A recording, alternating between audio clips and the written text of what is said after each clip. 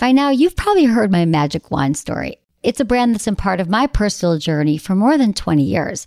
But no matter how many times I sing Magic Wand's praises, I'll never be able to fully capture the story of this incredible brand. Well, now journalist and author Kate Sloan just completed a limited audio series documenting the history and impact that Magic Wand has created over the last 56 years. It's called Making Magic.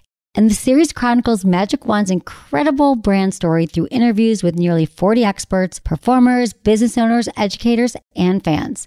So I got a sneak preview of this series, and what I loved is that Kate weaves together snippets from all their interviews into this amazing story arc.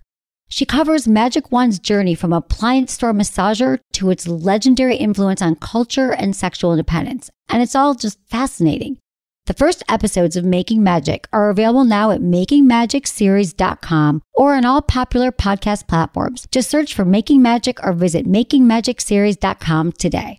Thanks for listening to Sex with Emily. One night stands, casual sex, friends with benefits. We cannot talk about this enough. In this throwback show, I sat down with a panel of friends from different ages and backgrounds to talk about what casual sex actually means to them and all the stigmas surrounding it. Because even a few years later, all of this is still so relevant. And coincidentally, we answered an email about the double standards of casual sex that was going on at the time with recent podcast guest Caitlin Bristow when she was the Bachelorette a few years ago. So I hope you enjoy this throwback podcast that shows why these conversations still need to take place. Because the more we talk about it, the more we'll be able to enjoy satisfying and safe casual sex, free from all that shame and full of pleasure, which is what I'm all about. And I hope you are too. Thanks for listening. Enjoy the show.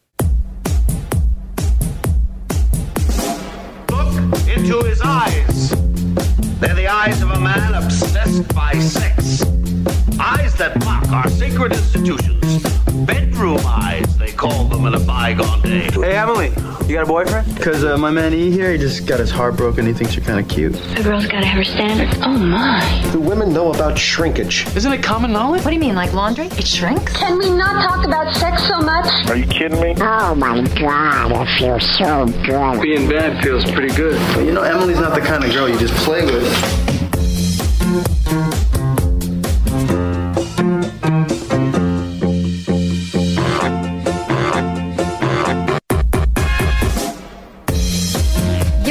To Sex with Emily. We're talking about sex, relationships, and everything in between. For more information, go to sexwithemily.com where you can check out all of our podcasts, sign up for our mailing list. You really, really should because we send an awesome newsletter. I give you an email, I gotta say.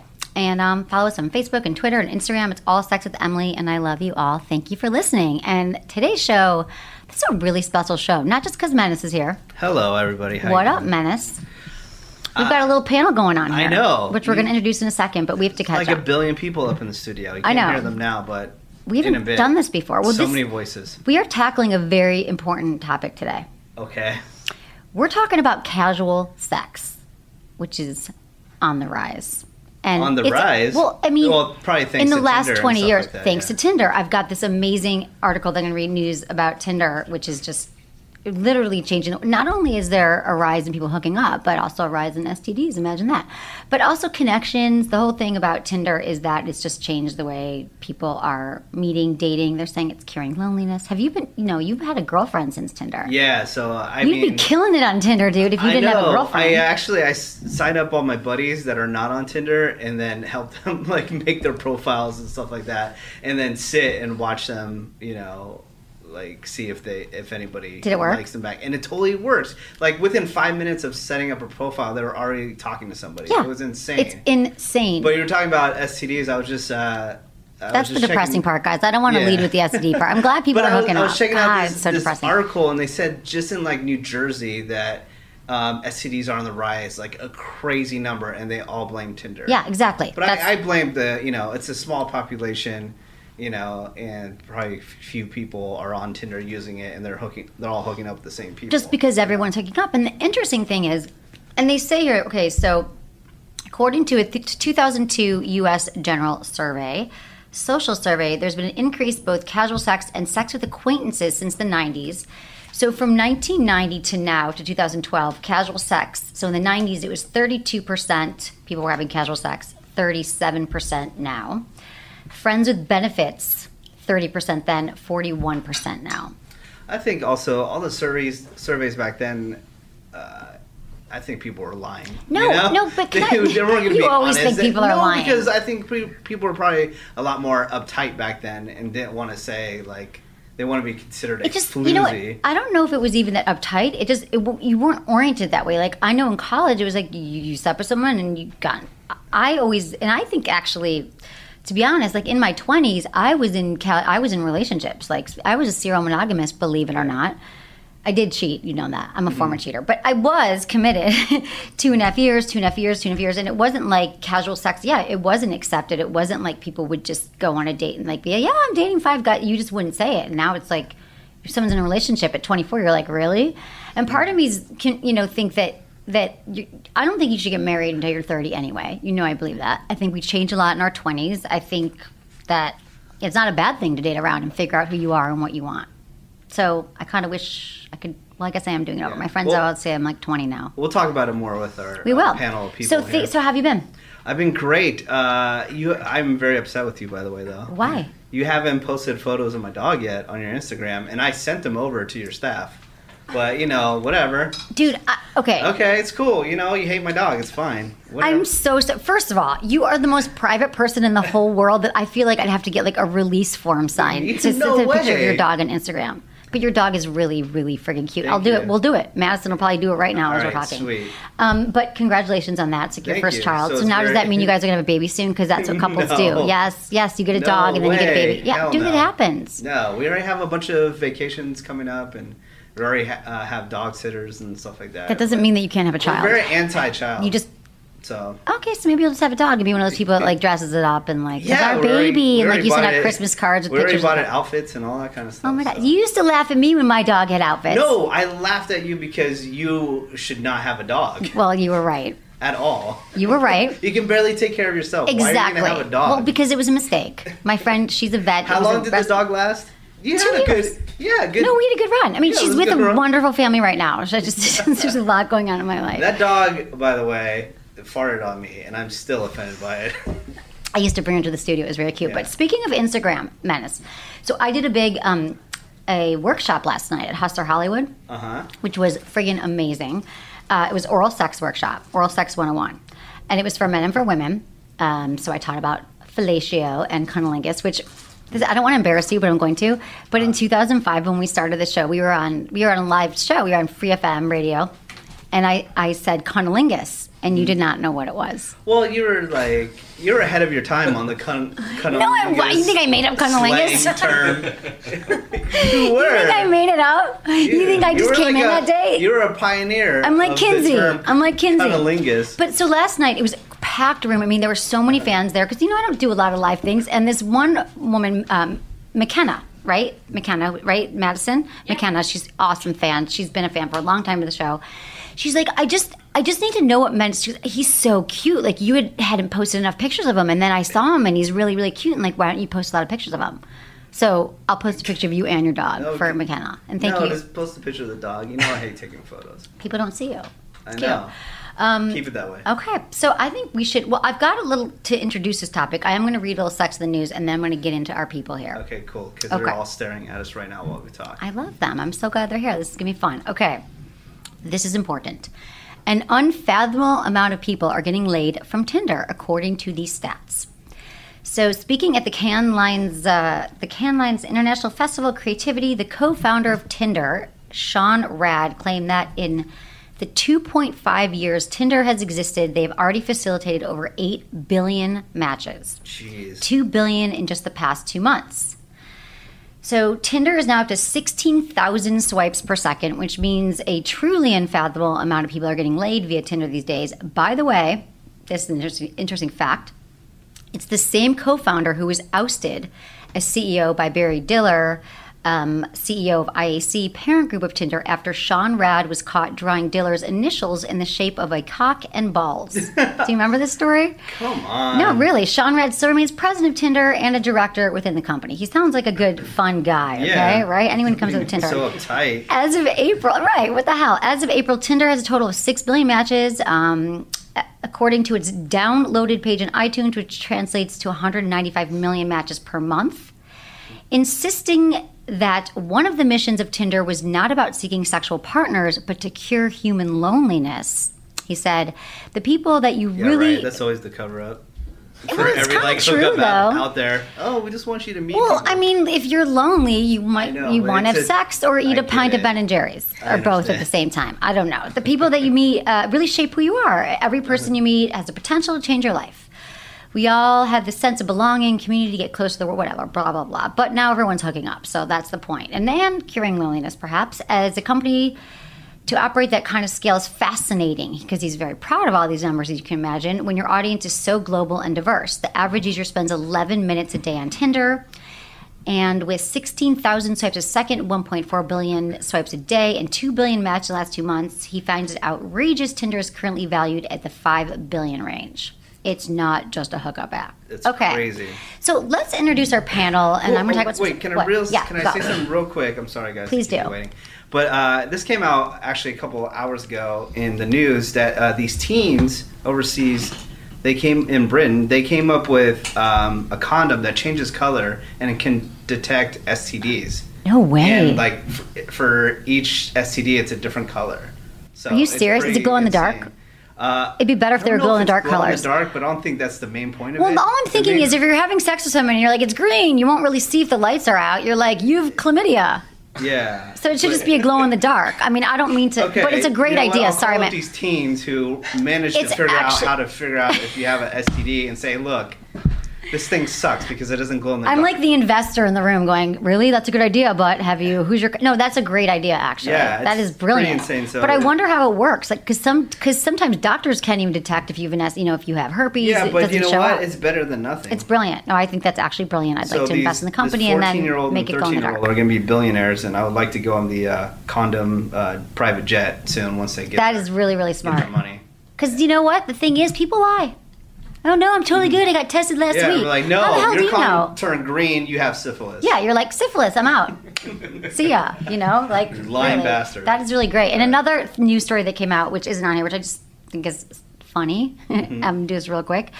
Did you hear that the founder of Match.com, who met his partner on Match.com, she cheated on him and left him for a guy that she met on Match.com? I did know that. Yeah. I just think that's sort of sad. Her name was Emily Morris. Dude. Just kidding. I don't cheat anymore. Anyways, let's introduce our panel. Okay, guys. Thank you for your patience. Thank you for being here. Okay, to my left. First, I'm going to start with, so we've got, because I figured we got to have a dialogue of people actually engaging in casual sex or have, flirted with it. So let's talk about it. We've got Justin Gunn. Justin. Hello. Say hello. That's hell of a name, Justin Gunn. Yeah. It's quite a name. I know. Justin I know from San Francisco. He used to work at Current TV. Oh, sweet. And we met 10 years ago. 10 years ago. We actually dated. We did. Whoa, no. Was it casual, though? We were... I would say it was casual, but then it was. I mean, how do I know if it was exclusive? I'm trying to think if I slept with anyone else. I don't think maybe. I don't. You know what? I think we were casual flirting with seriousness.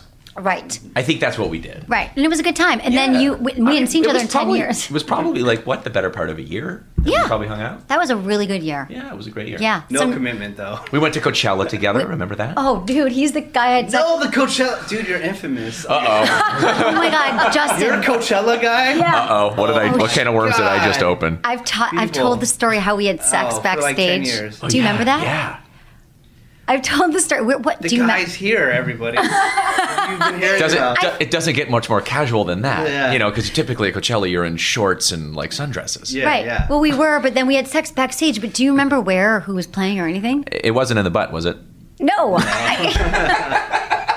was probably you mean geographically where? Like geographically yeah, where? geographically where. Yeah. Anyway, so that's kind of a big deal because I've talked about that. That was a big moment in my life. Every year Coachella comes up because I have to go to Coachella for work, and I go, I'm going to Coachella. She's like, I had sex backstage. No, he brings it up to that was fun. That was fun. Thank you for reminding me of that. So anyway, Justin and I haven't seen each other in a while, and I ran into you in LA, and we're both here now. So that's awesome. It's wonderful. It's great to see you again. Great to see you too, and thanks for coming on the show, Jordan. Hey, how's it going? I just met Jordan. Jordan, you are. Oh, and Justin's 41. Yes. You're 25. 25, correct. And you live in LA. Yes.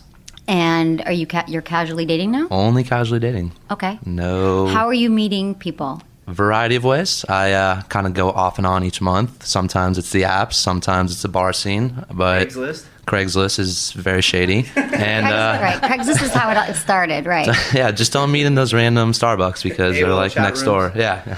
So you use all the apps. Everything. Yes, I don't date like long term. It's just always short term or friends with benefits. Do you ever want that, or you just no? Never. Nope. You've never had it? I don't like caring about myself on a daily basis. I don't have time to care about someone else. That's how I felt about a dog. Yeah, I totally get it. So I'm selflessly selfish in that sense. Do you tell the girls that right away? Yeah, straight up. You're like, hey, so nice to meet you. You want to drink? You want to drink beer? Okay, so listen, this is just casual. Yeah, 100%. And then do you find that they're kind of turned out, like they're like, me too? It's a variety. You've probably had a variety of things happen. Yeah, it's a lot of different angles, but usually it works out. Okay, it's just tough to find them.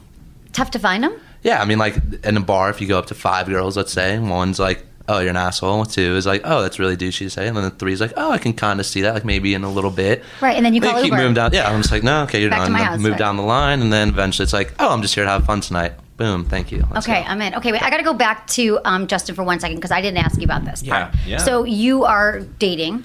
No, I'm not. I actually... In the past, you have. Yeah. Oh, of course. Yeah. Okay. I'm sorry. Go ahead. No, go ahead. Just finish. Keep going. No, it's interesting because I came out of a relationship about 3 months ago, and it was a full solid year of exclusivity. And prior to that, this was someone that was in my life, also named Emily, by the way. You should have just known then to run. Okay. But prior to that, we'd been in each other's lives for many years. We were together for a couple of years, then we were not together. We were kind of off and on. So I'm actually kind of fresh back on the scene, and all of these things, these technologies, all of this stuff is actually pretty new. Okay. So, but in the past, though, let's say before that, I feel like when I met you, you were kind of like a stud. Doing things. No? What does that mean? I don't know what that means. No, you have that like fancy loft. I walked in, there's like porn. My friend, she's like, Justin, that guy you walked in, there was like porn on the TV. You were having a party and there was like porn on the TV. Like walked in, I'm like, hey, like you were like the party guy, but we'll get into that. Okay. Yeah. So next we have Tara. Hi. Hi, Tara. Tara's actually my new assistant as well, and she is. You've flirted with casual sex and dating. I've had casual sex, not recently, right? But in the past, you've dated casually. And what about earlier on? Like, were you in committed relationship? Like, you're 41 today. Happy birthday! Woo! We have cupcakes here. There are cupcakes here. Thank previously, you have been casual. Were you casual? Were you committed? Were you? Yeah, I'd say the first better half of my 20s was I didn't really. I don't know. I'm definitely the opposite of you, Don. Not a serial monogamist. Not back then. So yeah, good portions of my 20s and 30s were spent that way.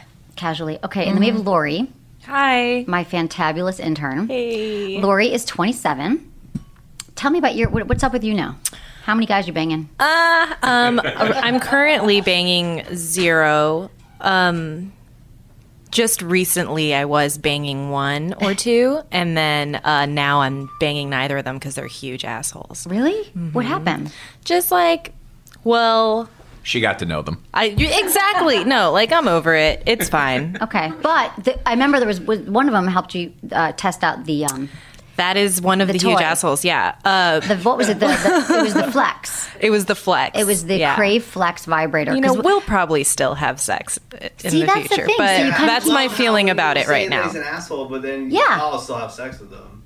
Like, what's up with that? Why is he an asshole? I don't know, because I can separate sex from how I feel about him. You can separate sex from assholes. Okay. Yeah. In a way. Yeah, but I'd say like... Going back to Justin's point. Okay. I'd say historically, though, I'm about 50-50 with the relationship casual sex thing. Like, I've had several serious long-term relationships and then several years of just casual sex. And are you okay with that, or is it part of you like, God, do you have that yearning, like, but I'd like to find one guy? I straight up want to find one guy. Yeah. Okay. Like, I hella go for the relationship, just it doesn't always happen that way, and I'm cool with it. Okay. But yeah, I'm total romantic. Really, I usually catch feelings. Right. Like, yeah, I'm one of those. Yeah. But see, that's the thing. So that's one of the things I want to talk about. Menace, what about you? Before you had this girlfriend, which just ruined my life. Oh, whatever. Just kidding. Because he used to be more like, fun What? talking about hooking up. That's cool. I'm glad you're in a relationship and happy and you have a dog. No, but whatever. You're just gonna you have nothing to say. You don't talk about. What do you mean? No. Well, but before this, I think when in casual sex, I don't know how it is for women. I think probably a lot easier and quicker if they wanted to have casual sex, but guys are just lame and dumb and don't. Pretty much the only thing that keeps heterosexual men from having sex all the time is women. See, I don't know that.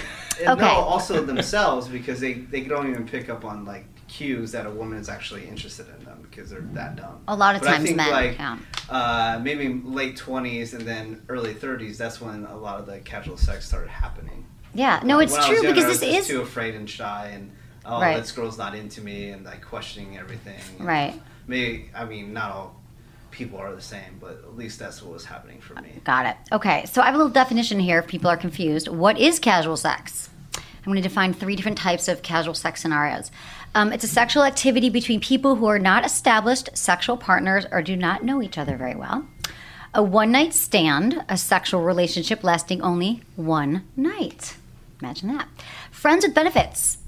A friend in which you are allowed sexual activity but no true relationship is involved. The benefit is purely sexual, not to be tied with feelings.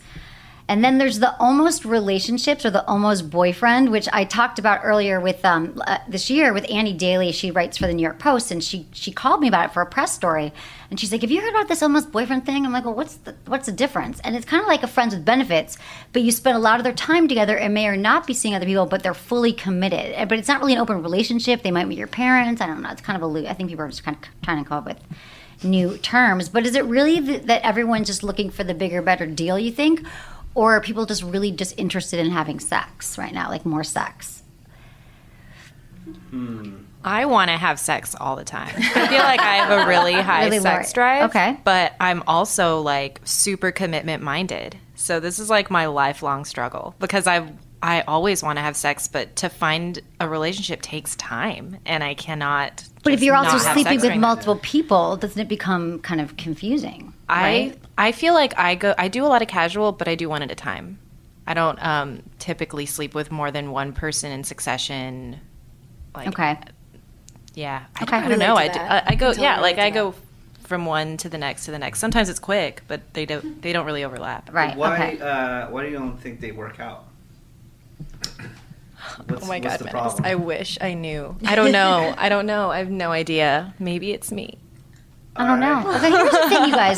The thing that I always think about casual sex and friends with benefits is that it has a shelf life. Like, it can't really go on forever. No, it doesn't. Yeah, it does. No, the same person, because it does. It usually ends up that one person wants more. And it's not only the chicks, Justin. Sometimes the guys want more than the woman does. Sure, right? Absolutely. Because you were saying women. I know that you were kidding when you're saying, "Oh, guys," but I think some of it's true that guys would just sleep around until women are like, "Hey." Yeah, I mean, just generally speaking, I think there is sort of. I think this issue divides along gender roles, pretty starkly. Where I think if you poll, 100 guys and 100 women, I think you're going to find that typically more men will be pro casual sex than women will be, as far as like not having relationships, just kind of hooking up. It's very sort of male. Genetically, it's sort of a male-centric behavior. It's almost like the trend of casual sex is sort of validating like historical evolutionary behavior ingrained in men. Right, exactly. Which is not to say that women can't enjoy it too, and clearly they do. You know what I suspect? I suspect that because I'm 41, and when I grew up, if you wanted to get a look at a porno movie or a naked picture, you had to, 12 years old, summon up the courage and go up to the newsstand and buy a porno mag. Right. Which I did. I'm sure you did. With my older brother hiding around the corner, peeking around, seeing what's going on. Right. But today, it's everywhere. The internet is awash in pornography, and you can see absolutely everything. And it's interesting because when I have dated below my age, with girls in their 20s, their attitudes towards sex and sexual freedom are so much different than girls, when I was that That's age. what I'm saying. It's a totally different thing. So it's they totally really different. Are more open to. They're like, hey, it's cool, whatever. Because, but what it's not as secret. It's not as taboo. I mean, you look at an extreme example in Saudi Arabia where everybody's completely covered up in head to toe, and the guys are all freaking out, and the people's relationships with sex is all whack and weird. Here, you know, and increasingly with younger generations where it's open and it's available and it's everywhere, it's almost not such a big thing. Yeah. I mean, well, this is what I wonder, because I do agree that men and women are both on board with it more in their 20s. Like, I know that when I was in my 20s, I wouldn't be like, yeah, I'm banging 5 guys right now, I'm doing this or that. Like, it would be like, I don't know, maybe we were, but we weren't talking about it. We were going towards relationships. But then I've also, like, you know, read a lot of stories, books, but like women are kind of just falling out with men, but they aren't as comfortable with it, that it sort of feels like it's not natural. And then, but I think it also, you know, I don't know, what do you guys think? Is it something that you felt like or is it more that you're okay with it until you have feelings and then you want more? There's so many things. I mean, me growing up, it was the 90s when I was in my 20s. So yeah, like what you were saying, there was, even if you were dating, juggling multiple men at once, it's not something you bragged about. Or talked about. Right, maybe guys did, but it's that whole stigma with being a woman. You're going to be looked down on, like, oh, that's the slutty one. Right. But hasn't that changed? I don't think it's changed. I don't think it's changed as much as it should have. Okay, let's ask Jordan here. He's 25. Jordan, what do you think? Are these girls what? Are they slutty? Or are they? They do. It has changed. I get to the point usually, especially with like a friends with benefit situation, where it does get to that feeling point, and so far it has not been from my side. It's normally them, and at that point, it's more of a. I kind of warned you in the beginning, like I wasn't looking for this, and it unfortunately does end. But occasionally, like long term, like I forgot to mention it, that you bring them back around later on. They're like, oh wow, like what we had was like kind of cool. Like I did the dating. Do you bring them back? No. They initiate the back, contact. Yeah, and I'm not gonna like. I know it's not great for their psychiatric area, but for me, it's like. But I'm not paying the bills. Yeah, for me, it's more like, hey, look, like it's your choice. Like I already warned you. You definitely know what you're jumping in with. It's not me searching out for it. So it's interesting because I wonder if women typically, you know, and this goes both ways again, but women think, well, I can change them. I'll be the one, Jordan. Like, you're going to be a challenge for me. Yeah, you say you don't want something committed, but you're going to fall in love with me. And you're like, no, that didn't happen. Yeah, you know? always think that. Too. They do. Part of the chase for them, absolutely. Both ways. Yeah, it does go both ways, but typically. I can fix him. Yeah, I'm going to fix him, and it almost is like. Her. Yeah, well, that's kind of been. Very PC today. I know, it's so weird. Who are you? You got a dog, and now you're being beat PC. Up by the PC police all no, week, I get it. I am too, but I have to say that it's interesting, just because I typically was the one who didn't want. I would get into them, but I was like, the guy was saying to me, like, oh. Do you want a relationship? And I was like, oh, yeah, I guess I will because you want it, but I don't. And then it's funny because the more I would say, like, I'm really not looking for anything, they would want more. Oh, that's so true. And it's like that whole thing in life, you want what you can't have. But I'm not like the typical normal female in that way, but do you find that as well? That, yeah, absolutely. That they're always like, that there are the women, it's like bait. It's like, what is it, like catnip? You're like, the second you say, like, I don't want it, they're like, I want more. Yeah. And it's tough to deflect because, like, you kind of, like, you know they care about you, and it's like not the best thing to like ruin their feelings. But at the what same happened time, in your childhood though? Your parents married? No, divorced. Yeah. Okay, so you don't have, so you didn't see like a model of a really great relationship. I've seen what age were you when they were divorced? We're gonna have you lie down on the couch like an animal. Let's therapist this out. And then you're gonna have sex with someone here. No, that's fine. It's only like 15 years. It's an interesting point. But how old were you when your parents were divorced? 5. 5. Okay, so yeah, my parents are happily married and have been my whole life. So I feel like I'm looking for that. Okay, that's my idea of it. Right. What about you, Tara? They divorced, but I was in my 20s. Okay. I was already living out here. So see, I'm not even sure. Everyone always talks about like, well, I want to be with. I was talking to a guy friend. He's like, I want to be with a girl whose parents are still married because then she's just got a lot of issues or whatever.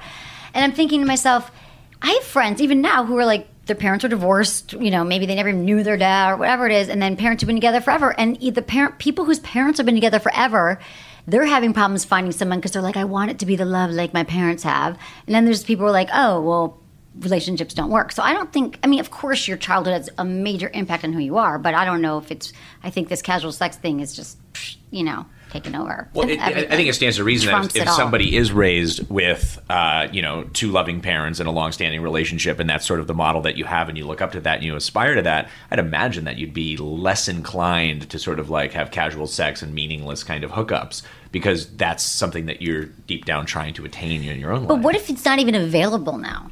Like, is it really even? Or do you guys do friends like in your 20s? Do you really think that's true? Like, it's not even like just that ship has sailed. I think it's available, but I do think that you can find someone. But if people are oriented more towards like it might be harder to find. Like, do you find like Jordan? Like, I mean, I know you don't want it, but how long do these relationships typically last before these women are like? Longest maybe 2 months. Yeah, that's about the shelf life. Yeah, that makes sense. And like even in my friend bracket, like all my friends, there's only one that's actually in a long-term committed relationship. Everyone else is like shelf life average 6 to 9 months, but it's more one night stands, 1 week, like that's about it. But do you ever want more, like, does a part of you ever want that commitment and that intimacy? You haven't had it yet, so you don't know. No, I see it through like reality TV. It's great on TV, and I'm just like, on The Bachelor. Jesus. Oh, The Bachelor. The Bachelor, yeah. Hey, There's a like fine if example. Caitlyn popped in this room right now, I might change my mind straight up because I love that chick. But people out in the real world, not yet. Caitlyn, yeah. And you know what? You'd be tired of banging her too after a while. What's that saying? Like, What? find a hot girl in the bar, and I'll show you how. Show me the hottest woman in the world, and I'll show you at least one guy who's tired of banging her. Exactly, Yeah. which is really depressing. But the thing is, okay, one of my favorite quotes, and I'm sorry it's from Annie Hall, because I know Woody Allen is not that popular right now, but it is my favorite quote. And he says, it was Alvy Singer. Do you guys all see Annie Hall by chance? Best movie of all times? Okay. A relationship, I think, is like a shark, it has to constantly move forward or it dies. And I think what we got on our hands is a dead shark. And I think that's what happens a lot with these friends. Eventually, someone's gonna. It reminds me of another quote, which is "Love is like a fart. If you have to force it, it's probably shit." Okay, That's beautiful. That's a good one. That was really eloquent. You bring it to the men to bring up bodily functions. Also, you shouldn't settle into a relationship. I think a lot of people settle into a relationship. Lots of people. And then, 15 years later, they wake up and are like, "Oh my God, this has been terrible this entire time." And then they finally get the courage to break it off. I agree. I keep on going out there and hooking up with people, but if you finally find somebody that you think is really cool and awesome, then you should probably stick with them. It's the other end of the spectrum, because I think what used to be happening, or what can still happen now, and again, I grew up in Michigan. All my friends in Michigan are married, or actually this is now they're getting divorced now because it's been like 15 years. Shelf life. But what I'm saying is people who get married in their 20s, typically it's just we change so much, and we maybe things happen, you have kids, you get busy, and then you just, I don't know, a lot of people get divorced after 10, 15 years. That's true. I'm from a small town on the East Coast, and everyone I know got married really young, and they're all divorced now. So, right, exactly. So it's kind of hard to find, like, what do the balancer. That's why I say wait until you know yourself better, because the other thing is, like, people in smaller towns, not in the big cities, they think, okay, well, I've got it. I've dated you. We've had sex. We've been dating for 3 months. This is it. And maybe they haven't even experienced that much sex. They haven't been dating as many other people. And then they, they're in their 40s and they're like, I want to bang someone else. Like, I've had sex with the same person forever. Yeah, my parents have been together my whole life, but they were both divorced from other people. So, the one that worked was the second time around. They both came from previous marriages, and now, they're my idea of a perfect relationship and marriage. But that was their starter marriage. It was the second time. Usually try. that's why I get a little starter marriage. Throw it away. I should be married I started to be divorced by now at least, but I never wanted to get married. Okay, we're gonna take a quick break. When we come back, this is all gonna turn to sex, people, because it is sex with Emily.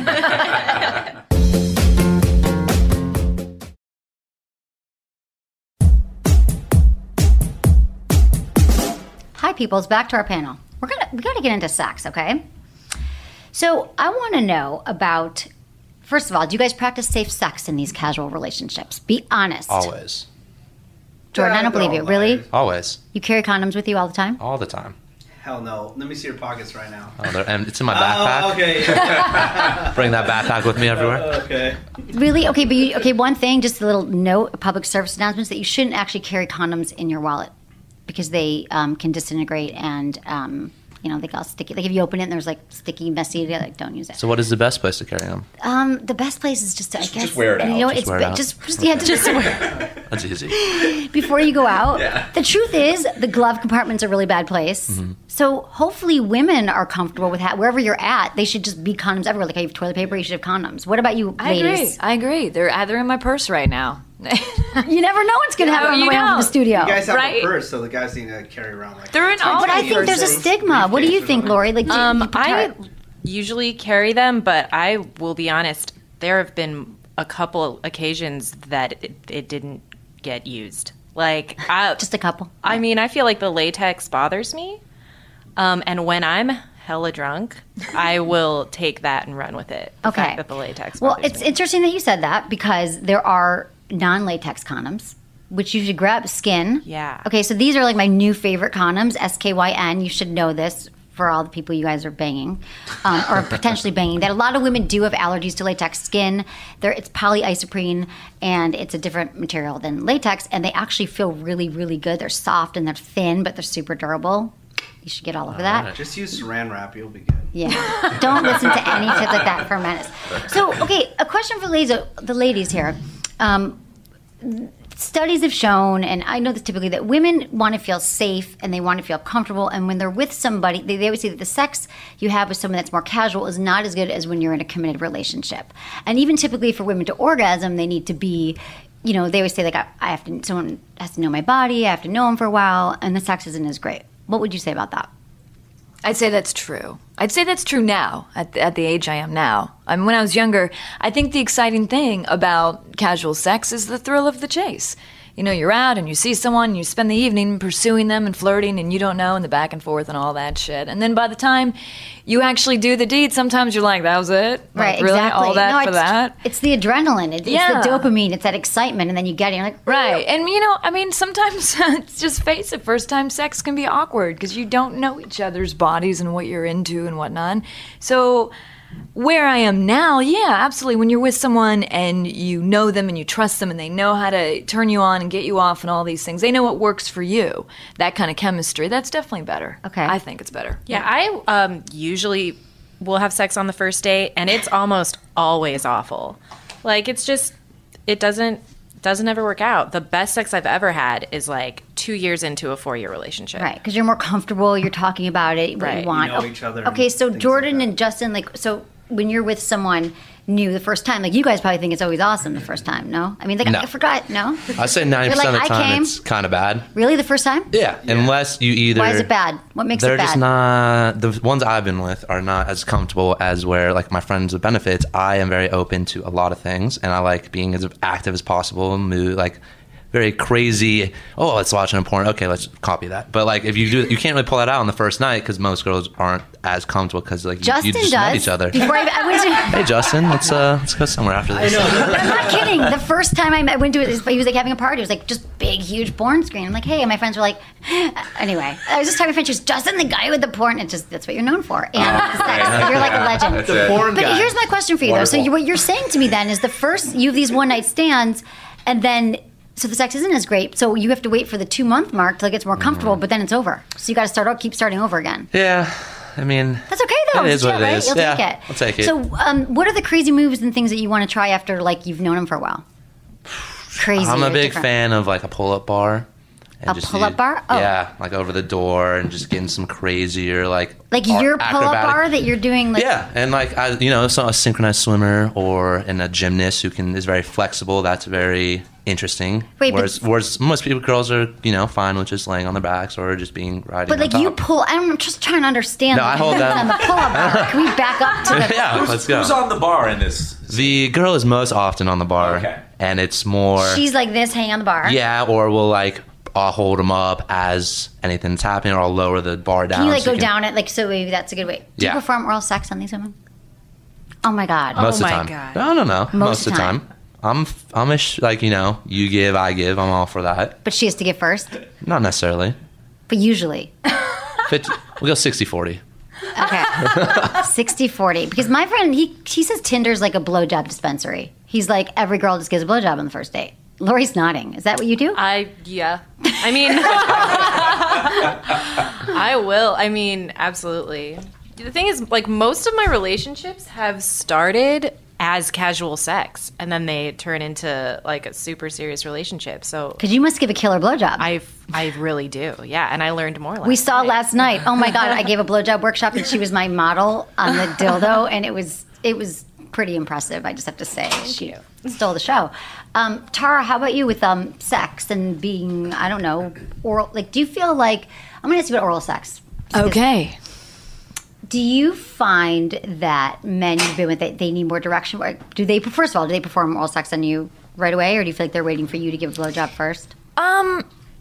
I find most men love performing oral sex. Only a couple times in my life have I come across men that are like, it's not my thing, which, deal breaker. Sorry. Right. No, I agree. I totally agree. It's not something I require every day, but I like it and I like performing it, but I'm definitely not that girl who does it on the first date or even right away. I don't know. That makes me. It is intimate. I want to do it when I like someone. Right. I gotta like a guy, but then I'm into it. If you like him, then you like your penis. What were you going to say, Justin? Were you going to say something about? Oh no, I just feel the need to sort of back up a little bit here, and talk about for me, what a casual encounter is all the long-term relationships that I've ever had have started as casual encounters, but for me, a casual encounter still has to be an encounter with someone with whom you have a connection and you feel a strong attraction. Right. And that's not just physically, oh, you're hot, but wow, I really dig your mind and we're like clearly vibing on each other. And typically when that happens, when it's undeniable, then you're just going to rip each other's clothes off right away anyway. So it kind of happens quickly. Right. So this idea of sort of casual relationships, I guess by the definition of, I don't really know that person very well, but I'm going to hook up with them and have sex with them. That's not something that I do. Okay. So you really have to have that. I mean, I agree with you. I mean, I haven't had a ton of, just random casual. I know, believe it or not. I mean, I've had maybe a few one nights. Not many. Like, because I typically, for me, I have to have like that connection. Like, I agree, right. Intellectual and physical, and then it can move into something else. But I can't just do and I guess if you're really drunk, maybe. But I don't get that drunk. I think if I was a bigger drinker, I'd have more of those stories. Totally. I've never had a one night stand. Right. Ever. They're overrated. You got to work on that. They're overrated. Jordan, what about you? Yeah. Do you care? Is it more like hot chick at the bar? Like you don't really care? You'd rather not talk? It's okay. I go 18 to 60. That's like if you fall in that range, we're good to go. Age 18 to 60? Yeah. I'm not as picky. Like it's more of like, oh, if I've made eye contact, I can tell like, oh, you're looking like you're interested. It's like, okay, I'll go over, say some cheeky banter, blah, blah, blah, moving forward, and then go from there. So for you, it sounds like it's kind of about the conquest. Sounds like a lot of work. That's what I was thinking. It is work. I mean, hey, So much work. I'm exhausted just listening to it. I mean, whether it's doing that at the bar or swiping right on the apps, like you're doing work. It's just how much you want to put in, and then what's the result. Okay, but have you ever had one of these where you're like, oh God, clearly not. I liked her, but not. I think that your emotion thing is like emotion very low. Have you had therapy? Oh, too many years. Really? Okay. I just feel like there needs to be like a break. But you'll have, you're 20. Here's the thing, though. Oh, I don't charge you at all. You're 25. Yeah. Like I almost feel like I wish that I made up for it in the years, but I'm saying in my 20s, it was like relationship, and I'm not saying there's a better or worse way to do it, but right now you're just having fun. And so how about blowjobs? Let's get into blowjobs. How about blowjobs? Hey. How about those blowjobs? Okay.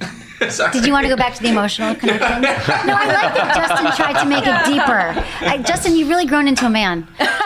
Because you actually, I remember when I met you when I started doing my show, and you did actually, which I'll never forget, gave me your 3 tips for a great blowjob. That's right.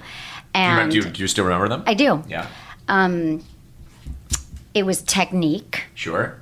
Enthusiasm. Yeah. And how she looks while she's doing it. Correct. I don't know. That was like a show in 2006 I was doing. But do you still and how often do you come across good blowjobs these days? Well, on a per encounter basis, like percentage, I would say maybe 70% good. Okay, you know, bad. Yeah. All right. And Jordan, what about you? I'm up there like 60, 70. Is it like pizza though? Like there's no such thing as bad pizza, like a blowjob? Oh no! There is bad pizza. Okay, what is a bad? Definitely. There are bad blowjobs. What's a bad blowjob? Well, take away any. What makes a blowjob not as enjoyable? So number one, the most important thing is enthusiasm and passion on her part. She's pardon my French, but worship the cock. Right. You know what I mean? Where she's like loves it, is totally into it. If she's shy and tepid and a little scared and unsure, it kind of makes you feel uncomfortable because it's like, well, you've got my cock in your mouth, but right. you're unsure about it. There's something just instantly unsexy about that. That's true. I always say that enthusiasm. We talked about this last night in my workshop. That I've always said it, and I knew I agreed with you with your things. Some of them, I don't know if in that order, but I think enthusiasm is number one. That even for oral sex, a guy, we don't want anyone between our legs who's like kind of, you know, their eyes are rolling back in their head and they're checking their phone. Like we want to know that they're into it, that they want to be there. Especially when like a guy's going down on you too. Or like the 2 seconds he goes down and you're like, wasn't that enough? I'm sticking my penis. I'm like, are you kidding? Like, no, one of those guys that I ran into years ago was somebody who really wanted to date me, and he wasn't into oral sex, but he's like, I'll try it for you because that's how much you liked me. But yeah, exactly. You're 2 seconds, and I'm like, oh, just go, just get out. Yeah, of he's there. like, I'm just gonna like lick you. I'm gonna make it wet enough so I can stick my penis inside you. Like that's not oral sex. It's obvious you're not into this, and no. So what makes good oral sex? For you, my number one thing when receiving oral sex is that it's so important not to just go right for the clit. Like the buildup, if I could tell every guy that's ever gone down on me and ever will, like please maintain some sort of suspense and buildup, and then it'll come like that. But if you like, I'm gonna second that. Yeah, if you start fast, then you have nowhere to go, and you just won't ever come. Right, guys. We talked about this for 2 hours last night during the workshop. You can't go right for the clit like that. I get that you learned what the clit is, and I'm so happy that you found it. That you got to hold back on. You got to hold back. You got to do some massaging on the vulva. Yes. Yeah. Well, I was gonna say with when it comes to the blowjobs, also just apply pressure, man. Nothing is worse when you have no pressure on it at all. Yeah, it's true. It's basically just floating around in your mouth. Very, very true. No, I'm serious, you guys. That was one of my top 5 tips last night for blowjobs. That if you're just too soft, like you have to think about, you're mimicking a vagina, you're mimicking their hand, so you have to have that much pressure. I want my penis like in a vacuum, not a cloud. You know, right? That's a good one, man. Well, I think fundamentally, male and female anatomy and what feels good are kind of on other ends of the spectrum. Where a penis is pretty much resilient and pretty like bulletproof. Like you can squeeze it, whack it. They're tough. They're tough, and they kind of require a lot of pressure and effort. Whereas a woman's vagina is anything but. Right, exactly. Softer, lighter touches. Jordan's like, vagina what? That's why vagina is considered flower, penis is wood. Exactly. We're very different items. We are very, very different. So, okay, so I have a question for you guys. Do you think that men and women have different expectations for casual and sex partners? Like, do you feel like that it's the same? Like, what are your expectations from someone, really? Is it just like return my call at 11 o'clock at night because we're going to hook up? Or do you feel like it gets more complicated with the casual sex part? We make it complicated. I don't even know if it's necessarily even a man-woman thing. It's like an individual thing. Every single person has different expectations and different wants and needs and requirements and whatever, and issues and, mental blocks, whatever they have when it comes to sex. And you don't know what you're getting into. You just hope that it's going to sort of mesh with yours so that it can last as long as it can, and usually it doesn't. Right. Yeah. Okay. So do you think that women are... I don't know, like you've all these casual relationships, but do they start getting, are the women like, come on, I want you my parent? Like, does that ever happen? Or like, where were you Friday night? Like the second what happens? Not really. That's why I try and preface it as much as possible. Like I will continue to say, even after like we've had sex, I'm like, look, like this was very fun. We may do it once more twice, but like this is going nowhere. I try and be as straightforward as possible because I've seen the other girls that like I'm friends with being led on by these assholes like, oh, we might have a relationship or whatnot, but in the end it's the same stuff. They just want to have sex with you as long as possible and then cut out when they realize like, oh wow, like I have to meet the family now, I'm done. So like I try and be as honest and straightforward as possible, and I feel that me doing that, they could be lying straight to my face, I don't know, but with that it works better for at least me. Can I ask you a question? Any of these women that you hook up with, that you have sex with, do you like them as people? Sometimes. You really don't. You don't want to hang out with them the next day. You're like, don't let the door hit you in the ass. No, I try and I leave. I'm not more of like, I try and bring it to their turf. They're more comfortable, and it's like, if worst case scenario, if I do stay over that night, yes, I will get a food with you. I'm not going to be a complete dick about it. Is there like friendly pillow talk afterward? Where are you like? I mean, yeah. Do you want to watch some Friends? Like I got some time. It's just available. Do you like on Netflix. women? Yes, I do. You do. You like? No, I think that's a good point though. Like, but you're not finding like you're not talking to them about like feelings or things you like or emotions. Like, I know my emotions and feelings on a scale is very low for right now, and like there is that side eventually that can come out, but right now, like you said, it's my 20s. Like, I don't even want to consider having a relationship. Like, there's too many beers out there in the world. I want to try a lot of them before I even consider, like, oh wow, that's my favorite beer. Like, let's look at for that and see what she brought to the table and try and find that again. Did you find a nice hoppy one that you just let go? I mean, yeah, I think eventually you're gonna. Oh, there's gonna be something will happen. But you're very honest about this. I appreciate that because I meet people online sometimes, like half and half, like you, and oftentimes they'll say like looking for a relationship, and I meet them and they talk to me as if they're looking for a relationship. They give me unsolicited compliments and love, and then act like how you're talking, you know? Yeah. And Also- so if someone were to say like, this is never going anywhere, it's only sex, I'd be like, yes, thank you so much for letting me know. But don't you also run into a lot of women that absolutely don't believe you when you're saying all this stuff? Yes. Yeah, it's tough to convince them. And, like, I'm like, look, I'm not lying to you. Like, please understand, because I've been down this road too many here's times. testimonials from like, girls. Let me just call my friend real build a quick. website. Yeah. It would be easy, but there is definitely resistance. Do you have, so like, it's tough. burner phones that you have to throw away?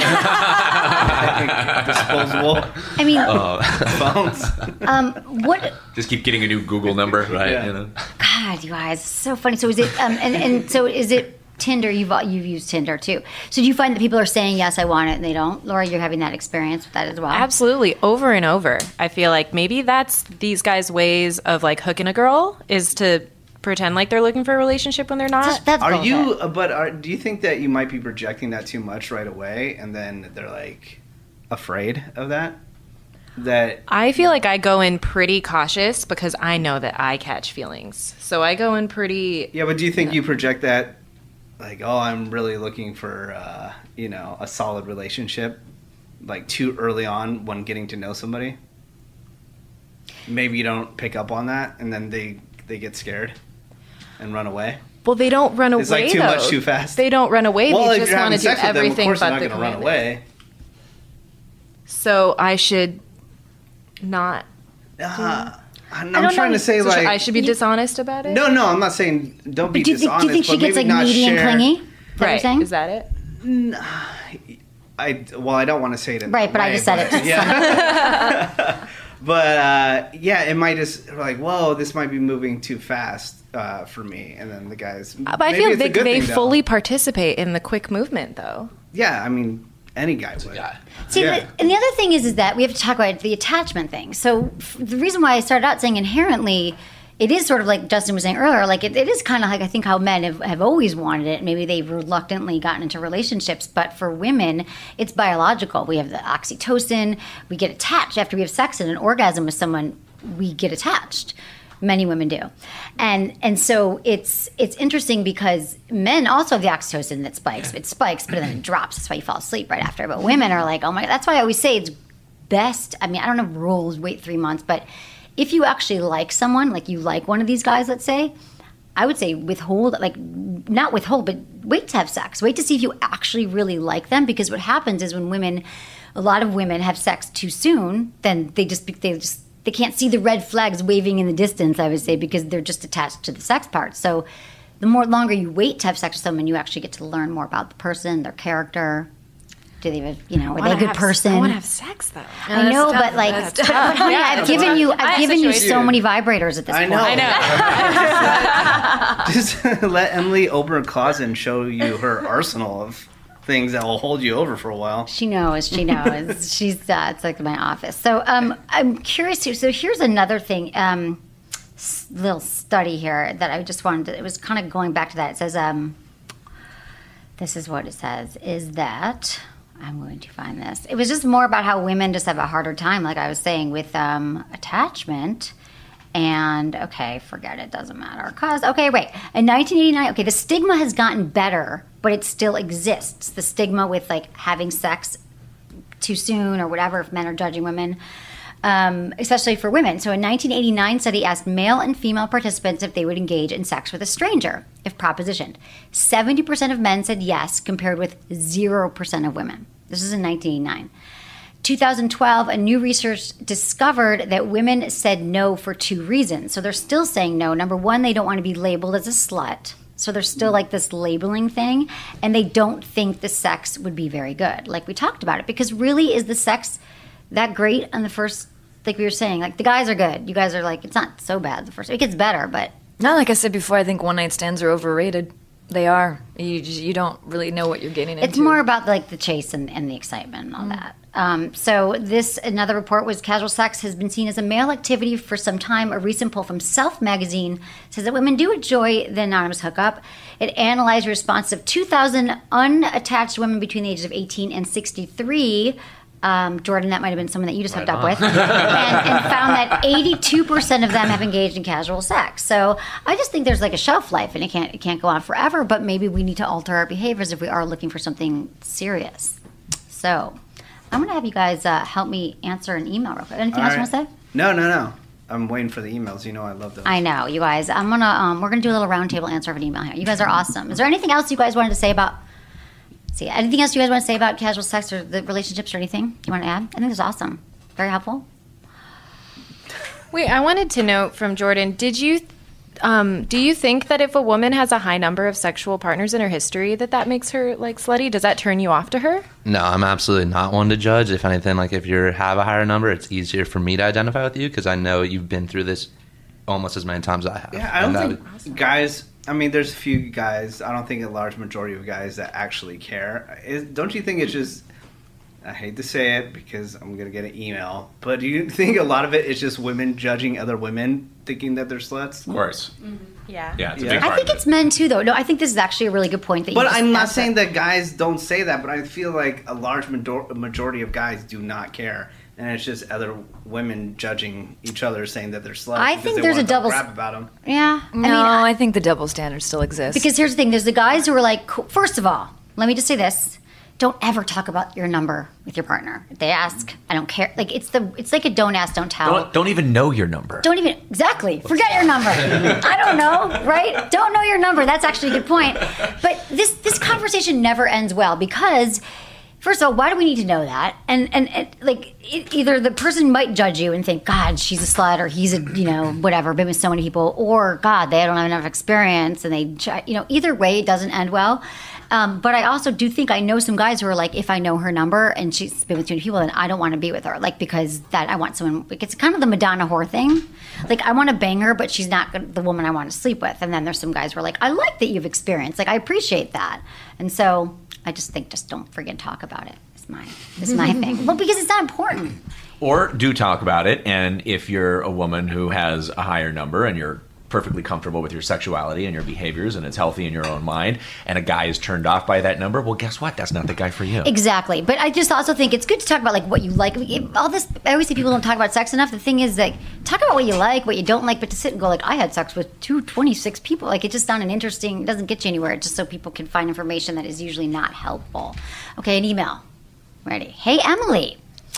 I would love to hear your views about the hypocrisy in Hollywood regarding sex and specifically casual sex. I read the headlines around the current Bachelorette being vilified for having casual sex on a reality show. While I do despise reality TV and have never watched the show, talk about a double standard. Sex and one-night stands are so sensationalized in fake movies and TV shows. Exactly what I was saying. Who are making these comments? So I guarantee you, if I go on Twitter, who is calling her a slut?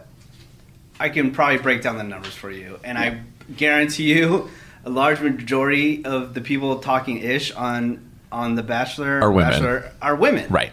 Well, that's the majority of people watching, I think, that show. I don't think you have a lot of heterosexual guys watching The Bachelor. Tons of guys. Really? Guys are obsessed with that. Yeah, really? You can't avoid it. It's also on the news, too. So guys are gonna comment on it also. Oh, you can avoid it. You do have a point, though. You do have a point. Yeah. I will give you that as far as women. But I think it just comes back to that competition factor between women. It comes down to that. And I'm glad that you admit it, because I try to bring this up all the time. I go, why must there always be, I'm not saying all women, but negative comments about a woman crossing the street? Like, because it's self-esteem. Women bash other women because it makes them feel better about themselves. And I think it's horrible. I mean, I really try I mean, I never do. I don't talk about people. But no woman, most women do. No woman ever looked at a And men do mannequin it. in lingerie and said, "What a slut." Yeah. Do you know what I mean?